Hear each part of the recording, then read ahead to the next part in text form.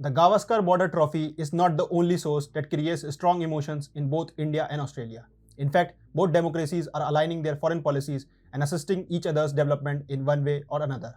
In addition to the quadrilateral security dialogue, that is Quad, both of them are now pooling their resources to counter China in the area of critical minerals, particularly lithium extraction and mining. Namaste and welcome to TFIPost. I'm your host Paurush Gupta. Let's begin.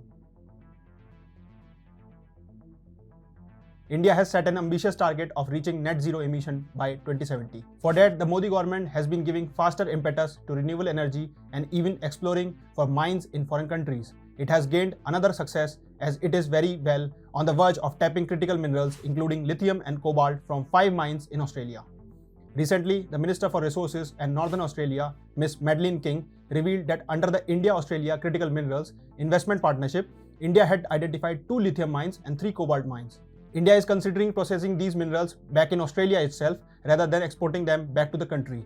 The reason for this decision is the high expense incurred and difficulties waste disposal within India. However, reports said that a definite plan has not yet been achieved at this moment in time. Ms. Madeleine said, and I quote, "Processing of critical minerals in India would be difficult as it would be expensive and a bigger challenge would be to dispose of the waste." Let me tell you why this partnership is significant for both the nations. Notably, Australia is sitting on huge critical mineral resources. The Australians are a major producer of these minerals. It has the world's second largest cobalt and 4th largest deposit of rare earth metals. But why then they are seeking India's assistance and wanting India's expertise in this sector? Despite the abundant resources in Australia, the Australian government finds it hard to use these critical minerals in battery manufacturing within their nation. Highlighting this fact, Minister Madeleine stated that Australia does not have a car manufacturing unit. She also added that the Indian companies had sent an expression of interest that would allow them to take the offset. Now, before moving further, let us understand what is an offset. An offset agreement is a contract that the buyer, also known as the off-taker, and the seller make to exchange products before they are even produced.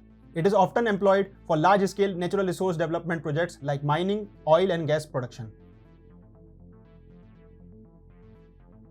The India-Australia Critical Minerals Investment Partnership was signed earlier between Union Minister Prahlad Joshi and Australian Minister Madeleine King.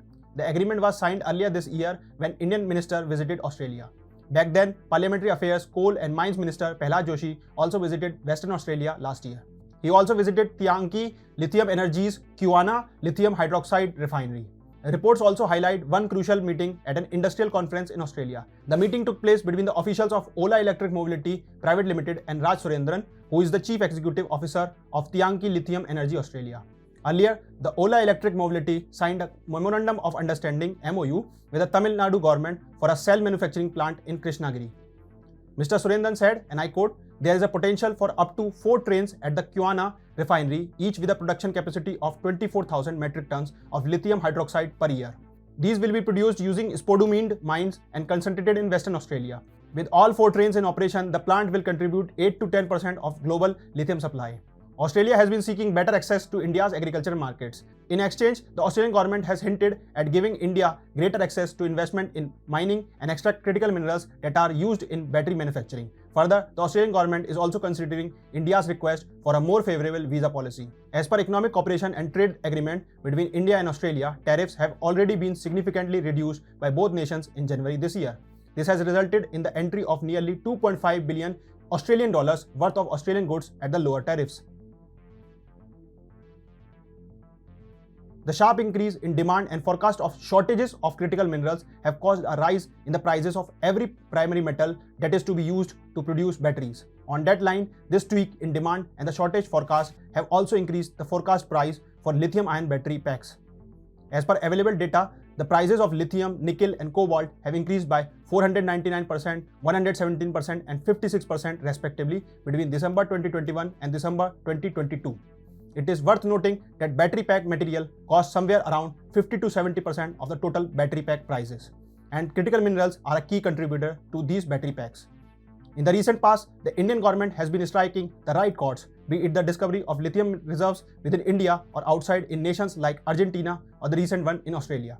It is to be noted that lithium has its own drawback. In addition to ticking all the necessary boxes and not letting China dominate the lithium-ion battery and EV sector, India is on the right path to finding alternate renewable energy sources, with the hydrogen cells being the premium one among them.